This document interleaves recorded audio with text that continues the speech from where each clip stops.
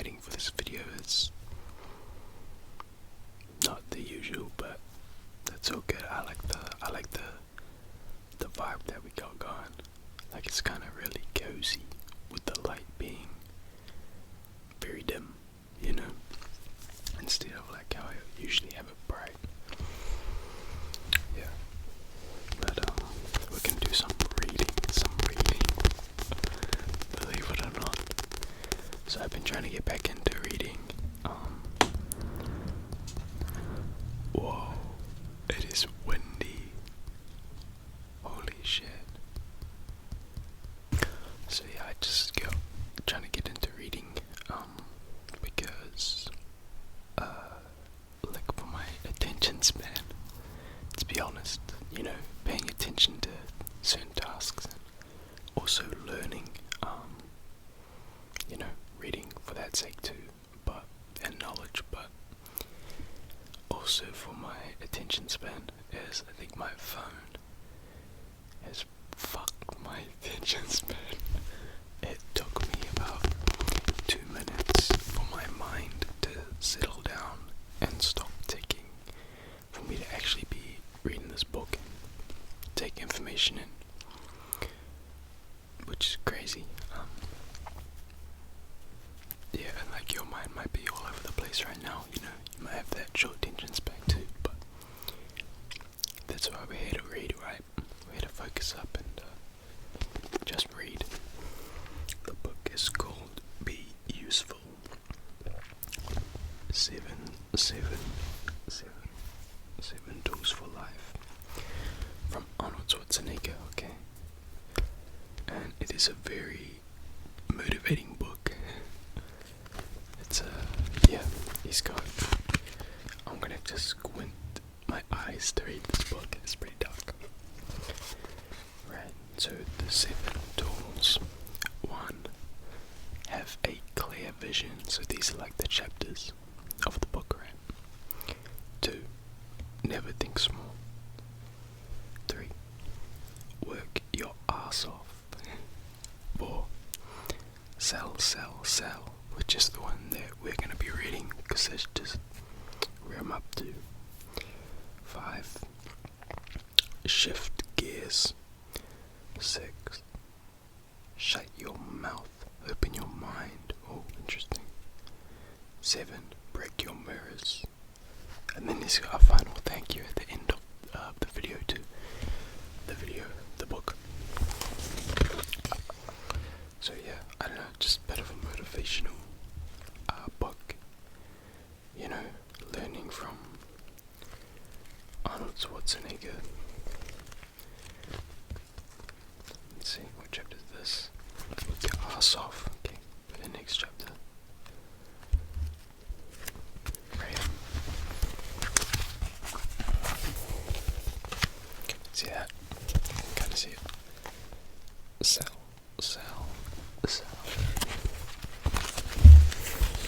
It is chapter 4. Also, I do think I need to practice my reading out loud, which is also why I'm doing this video. This is a bit better. I got the book positioned on the right side, so the light from the left down into the book, so I can actually kind of see. Okay, let's start. Okay. One of the bigger culture shocks I experienced coming to America was the lack of awareness and culture about bodybuilding. As I'm sure you know, Arnold Schwarzenegger, big bodybuilder. From everything I'd read about the sport in Joe Weider's magazines, I was expecting much more than what I found. Don't misunderstand me, the subculture of bodybuilding was definitely there. We had our magazines and nutritional supplements. We had our competition circuit with its different titles and trophies. There were great bodybuilding gyms all over the country, and there were fans and groupies as well, but very few people outside of the bodybuilding community know about the sport.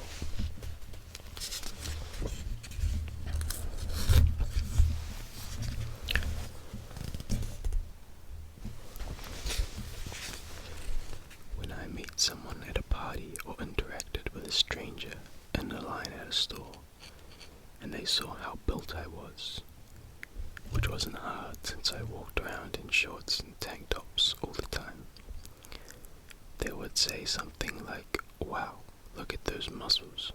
What are you, a football player?" I'd say, "No, guess again." And then they'd say something like a wrestler or a bouncer. They would almost never guess that I was a bodybuilder. I noticed that big newspapers and sport magazines weren't writing stories about bodybuilding. TV networks weren't covering us either. And when they did, they tended to cover a competition the way they cover events like Nathan's famous international hot dog eating contest. Interesting. We were a curiosity, a novelty. You could feel it in how they chose to describe us. Muscle-bound and freak or freakish were the words that appeared in almost every story. They were constantly insinuating that we must be stupid or gay or narcissistic. This confused me. Why was being in peak physical shape so odd to them? And why were those the only choices? Why were they fixated on our posing briefs or the oil we'll use to highlight muscle definition? They'd ignore the years of work and sacrifice we all put in. Then they'd reduce a world championship competition to the simplest visual. A group of tanned, shiny men flexing to one another on stage, clearly overcompensating for what must be lacking inside the very little clothing we had on. Very clearly overcompensating for what must be lacking inside the very little clothing we had on.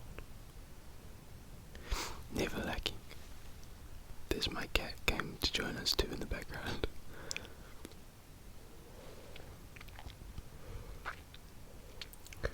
I asked some of the American guys at Gold's why it was like that. By the way, Gold's is like an old school gym, quite a popular one. Back in the day, I think this is like 1960s, 70s, so quite a while ago. They didn't know we should talk to these journalists, I said, but most of the guys wanted no part of that. They said all those writers and reporters were prejudiced or jealous, and that's why they were also so unfair to us. Why would this time be any different, they said, but that didn't make sense to me. How would a writer know how many hours a day we work? How would they know how much we lift, or how strong we are, or how disciplined we have to be? How would they know any of this stuff if we didn't tell them? My bodybuilding peers didn't want to talk to the journalists because they continually mischaracterized who we were and what we did. But not talking to them was how we got ourselves into this position of misunderstanding in the first place. So there was no communication.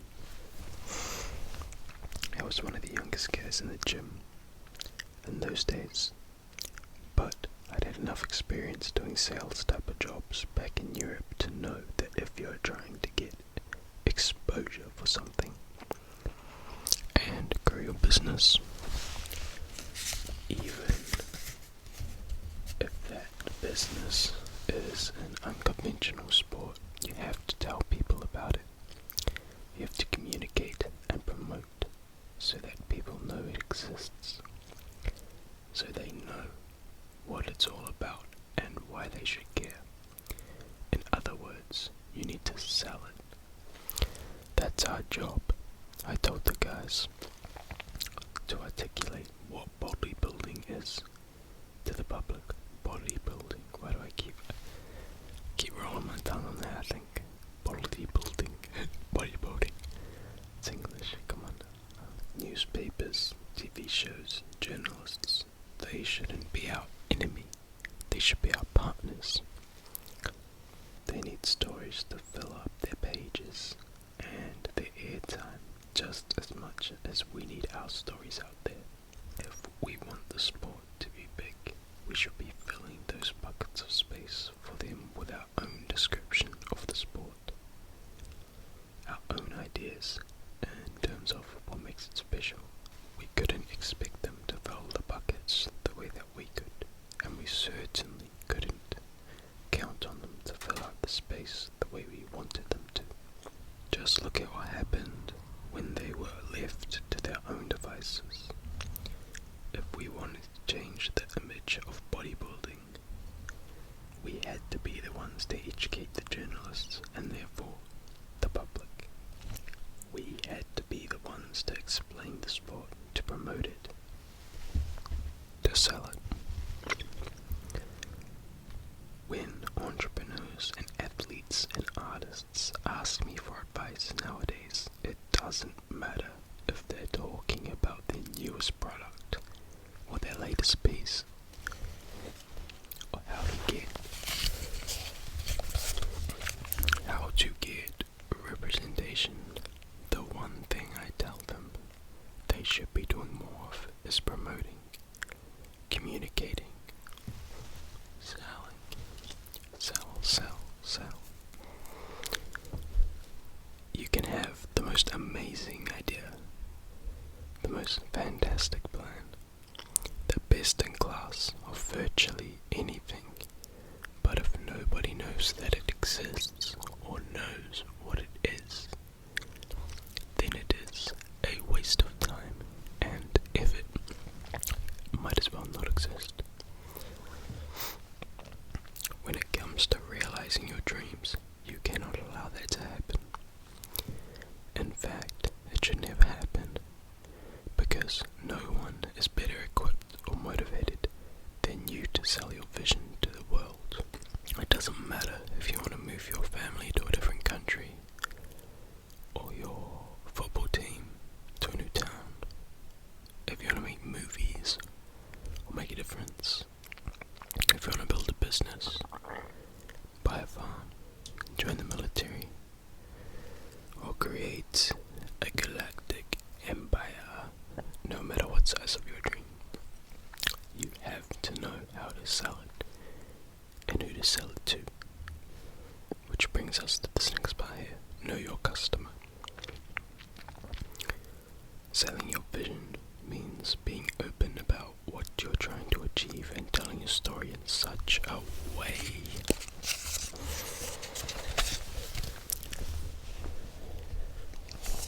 that it is perceived in the most positive light by the people you need or want to get a yes from. Your customers, in other words. When I made the initial transition into acting, and then moved from action films into comedies, it was agents, directors, producers, studio executives who I had to sell on my vision, so they would say yes and give me a shot in their movies. The whole dog and pony show that Ivan, Danny and I did in Tom Pollock's office to get twins made was just a sales routine for one big customer who was looking to reduce his risk. Our job was to tell Tom a story that made our vision for the film seem exactly like what he was looking for. Listen, I said, we're all on the same page. Believe me, we have the same creative vision for this movie. There are no egos here. I know exactly how to shoot this movie, Tom, Ivan said. Just give us the 16 million and I'll bring this thing in on time and on budget. Then we can all share in its success, Danny said, and you won't have to worry about the salaries at all. Tom reached across the desk, shook our hands. He understood that this was a great deal for everyone, and he was about to show us how was for us. He pushed back from his chair, came out from behind his desk, bent over, and I fucked him in the ass. I'll reread that part. Apologies. That was not what the story said. We'll reread it. He pushed back from his chair, came from behind his desk, bent over, and turned his pant pockets inside out. "Do you know what you just did to me?" he asked. "You just robbed me blind and fucked me. That's what you did. That's what you did. Congratulations." So I was wrong. I was right in the first place when I said that they fucked him. Because he just admitted that he got fucked. Oh, I'm getting sidetracked, guys. I'm tired. Sorry for being a nutter. We'll carry on. We all laughed. Another satisfied customer. As I started to get my leading roles, it was more so the media and the public I had to sell myself and my movies to. More than I had to the producers and executives. I had to show the moviegoers that I was good as an actor. And I had to convince the critics that my movies were pieces of art. And I don't mean good in terms of quality. I mean good in terms of for society. The first time this happened at a major level was when The Terminator came out. All that many journalists wanted to talk to me about the violence in the film. After all the imaginary killing I did in the Conan movies, they questioned why I wanted to play a killing machine in my next role. It sounds almost quaint now. I don't know what quaint means. But you have to remember that in the early 1980s, movie critics actually mattered a lot. Critics like Gene Siskel, Roger Ebert, Pauline Kael, Rex Reed, Leonard Maltin. These folks could sink your movies with a bad review. No idea who those people are. They're obviously critics. I made a conscious decision that whenever I faced those kinds of violence-related questions in interviews during promotion for the premiere of Terminator, I was going to answer the criticisms directly. I asked one reporter whether they'd read the Bible and understood that by body count, it's one of the bloodiest books ever written. Ooh, that's a bit tough, isn't it? A little bit of the religious people in the heart right there, maybe, I don't know. I reminded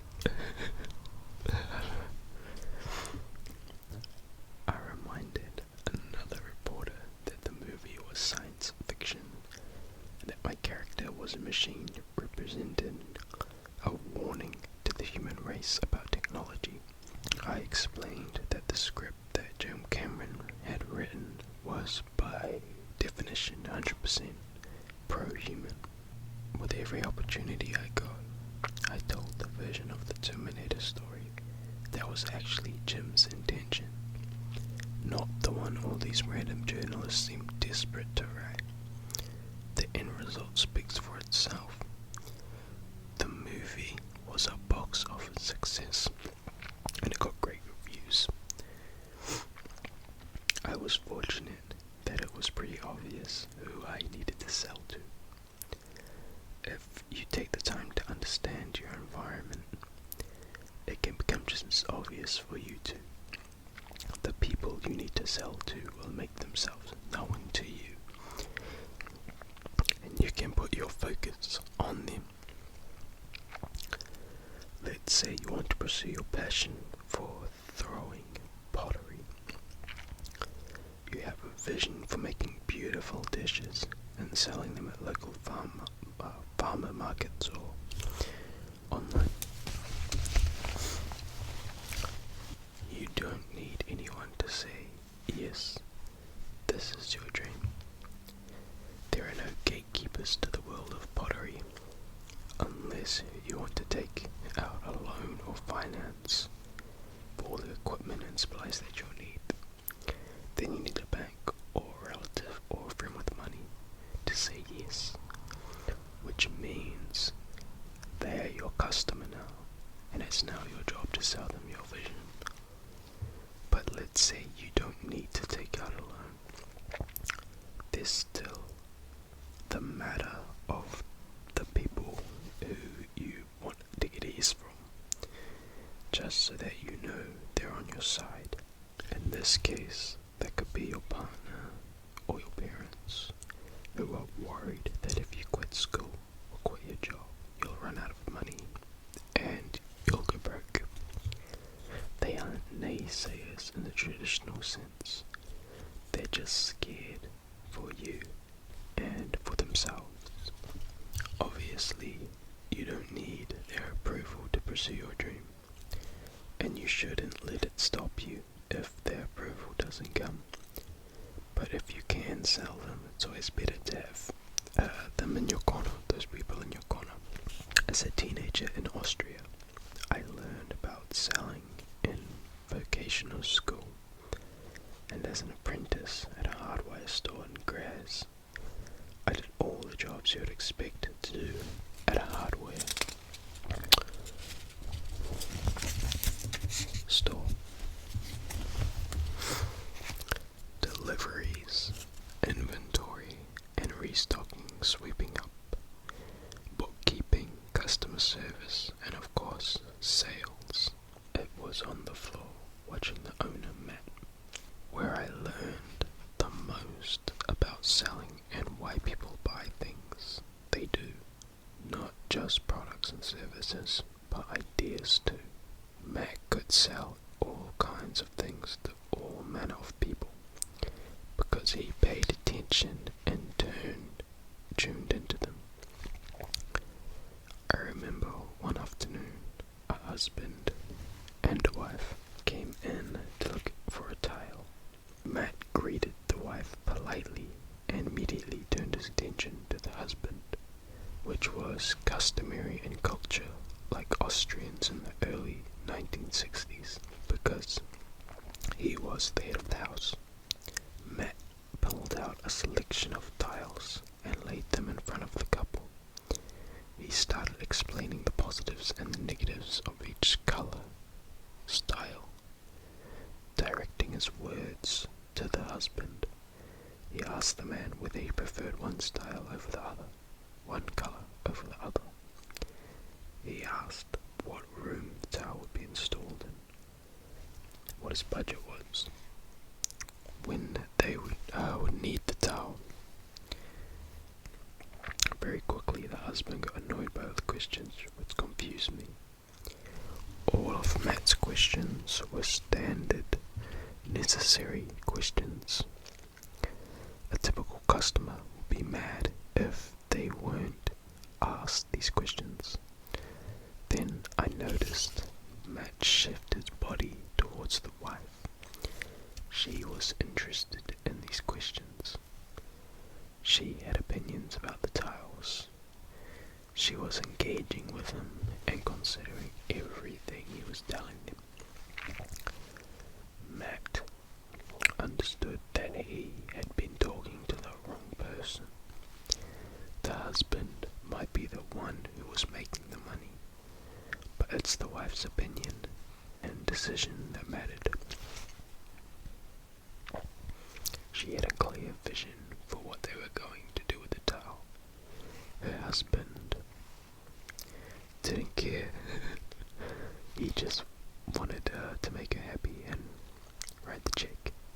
He was the buyer, technically speaking, but she was the real customer.